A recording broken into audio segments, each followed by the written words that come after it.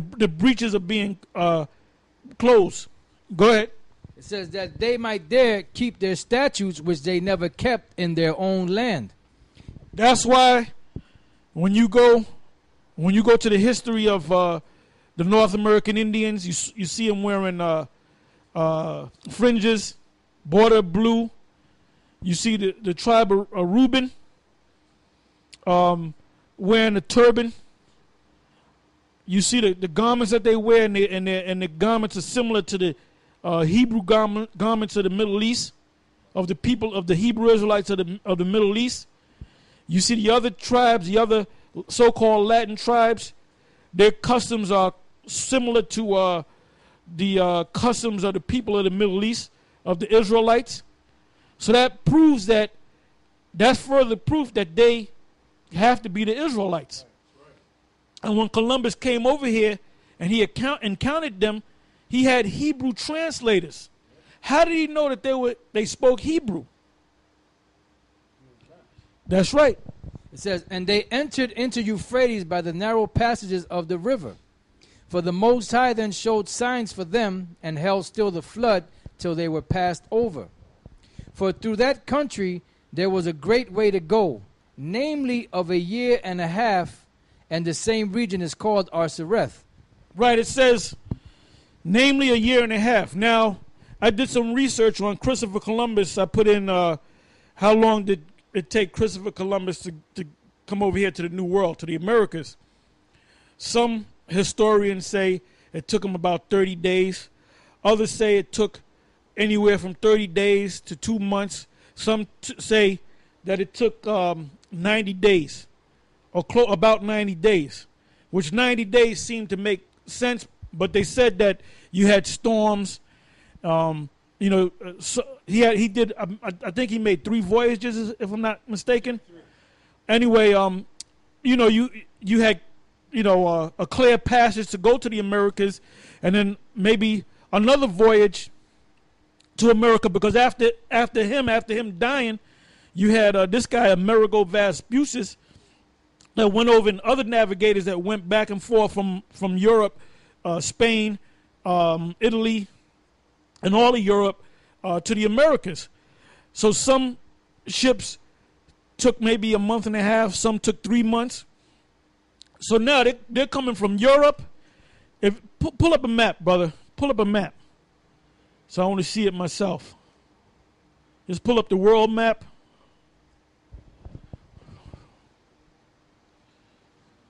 Okay, so I'm looking at it right now. I'm looking at the map, and you can see from Europe. Good, speak. Right. So, so basically that's just some history on how the tribes came over to this side of the world. Because the bottom line is, it don't take no year and a half to get from Assyria to Africa, like these other clowns will have you believe. Okay, like right here. Okay, you got Europe over here. Spain is right around here. Then they set sail from Europe to the Americas. Now they said that they came by way of South America and moved northbound. Now, when you go to the 10 tribes, right over here in Assyria, and they had to go through the Euphrates. They had to go through the Great Ocean, which this is the Indian Ocean. Then they went into the Atlantic, and the Atlantic represents the east coast of the Americas. So that makes sense. If it took 3 months for Christopher Columbus to come to the so-called New World, that was from Spain. Excuse me? That was from Spain, right? That was a direct shot right to the Americas.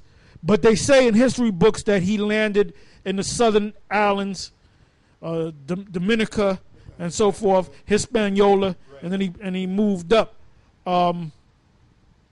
But going back to going back to the 10 tribes, it makes sense that it took maybe a year and a half. All right? Yeah. Hey, because by the time of Christopher Columbus was what, like 1500s, the ships that they had were a lot better technology. That's right. You know, the boats that they had back then, you know, didn't navigate as fast as the boats that came in later in history. And if I may add, they had to sail around the Horn of Africa. Exactly. That's why I pointed that out. Yep, That's why I pointed that out. Yep. Which is known for storms. Yeah, but the Most High said he cleared the storms. Yeah. He cleared But that proves that they had to go. You know, yep, that's right. Yeah, that's right. Because the Horn is, that's known in history.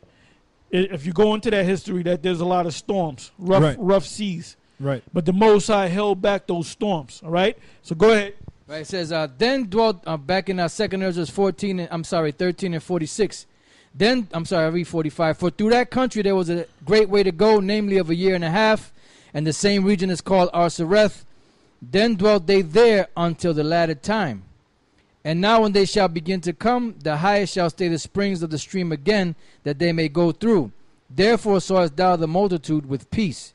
But those that be left behind of thy people are they that are found within my borders. Now, yeah, that's Judah, Benjamin, and Levi.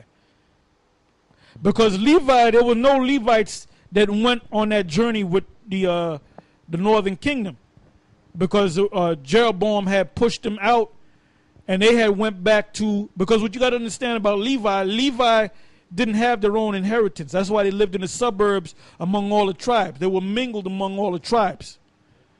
So when that split came, Jeroboam had kicked them out, and they went back with they all got with the kingdom of Judah. So that was Judah, Benjamin, and Levi. So now Jeroboam set up priests, but he took the different tribes. He had Gad, some of Gad became priests or holy men. Among the different other tribes, they became holy men. They became priests. They took the part of the priests, the priesthood rather. So that's history right there. Now, what I wanted to go into is that word Osiris. Now, read that again. Okay. This is back verse 45. For through that country there was a great way to go, namely of a year and a half, and the same region is called Arsareth. Yeah, for that country. What country? The new country. You got Patak talking about they went through the country. Read it again. It says, for through that country there was a great way to go. Right. What country is it talking about? It's talking about America.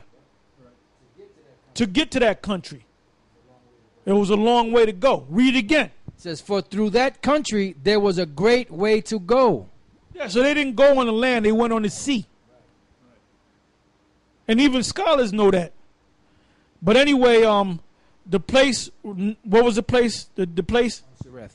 Now I'm going to show you something. Brothers say, well, that's a Latin word meaning that, and this means this.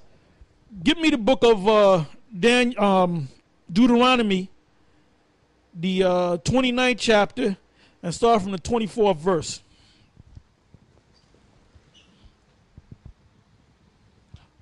Osiris is two Hebrew words that when you put together, when you read it in the Apocrypha, it sounds like one word, but it's two Hebrew words. Go ahead, read. What is it? Deuteronomy 29? 29, 20.